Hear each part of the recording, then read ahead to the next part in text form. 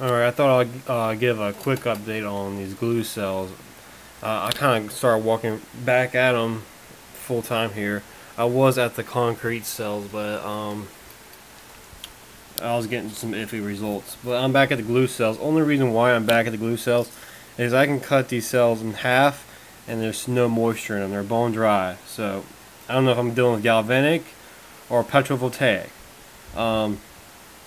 One reason I think it's petrovoltaic is I can get voltage from the same metals. So hook it up and you'll see we can get power from the same metals. And we'll do different metals now. I'll show you me hooking up to different metals. And this is Elmer's glue. So I can get power. Roughly the same amount of power too. So I find that very interesting. That's the reason why I'm back at the glue cells. Because I honestly think I'm dealing with petrovoltaics here and not galvanic. If I am dealing with galvanic, I have found a way to pretty much stall the galvanic process because I have one cell, whoops, in a box. Inside this box, it's sealed off from the humidity. And it's just a normal glue cell, copper and aluminum, but it's shorted out. And as you can see, there's no deterioration, and it still produces power. Let's see if I can get it out of there.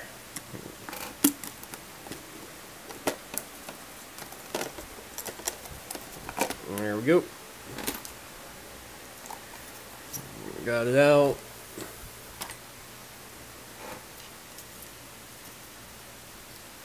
Move the short.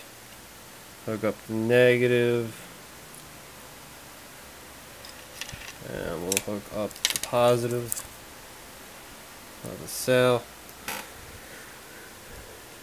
And there you go. As you can see, it's still producing power after it's been shorted out for, I guess, about a week on this one. So, yep. And there's no deterioration of the cell either, as you can see.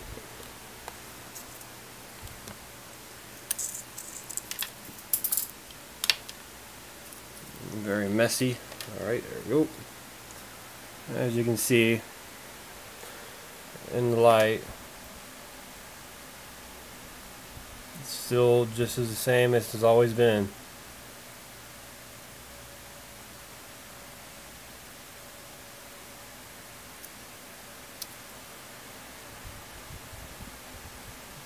Anything that would deteriorate would have been the aluminum, which is this guy right there. But it hasn't yet. Some weird things that happen with these cells compared to galvanic and battery cells is I got a chart drawn up here. Here's the constant what we got. We got right here 2 AA batteries. One battery's at 1.606 and the other's at 1.608. These are brand new AA batteries. Then I got a petrovoltaic cell. One's at 30 millivolts, the other one's at 80 millivolts. On the normal battery, when you hook up in series, and when they're in series, they combine voltage. They add voltage together, and that's what you get, 3.214 volts in series. But when you hook up a petrovoltaic cell in series, it's 60 millivolts. So it's not additive voltage. As you can see, it's 80 millivolts on that B cell. And when you hook up in series, the total voltage is much lower than one of the cells. So it's not additive; it's more like subtractive. And on a parallel circuit for a battery, you hook up batteries, positive, positive, negative, negative, and this battery get 1.607, which is understandable. A bigger battery is trying to charge a little battery, and they meet in between at that voltage. But when you put the petrovoltaic cell in series, they actually increase in voltage. I find that very interesting. It doesn't even have to be a petrovoltaic cell. It just has to be. It can be one of these cells hooked up to a capacitor and do the same effect. So it's something to do with dielectric material. It's causing parallel self-charging, as I'm calling it.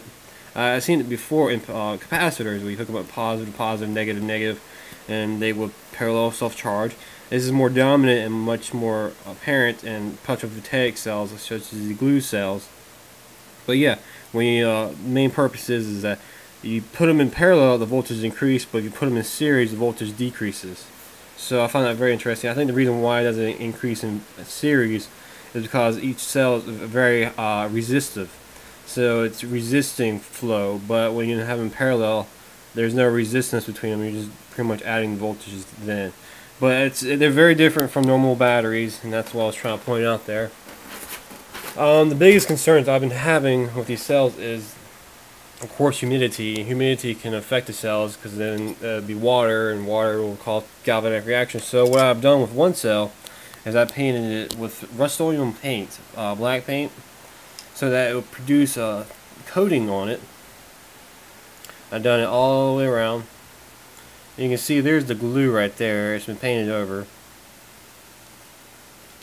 And what I was trying to accomplish is keep the humidity out.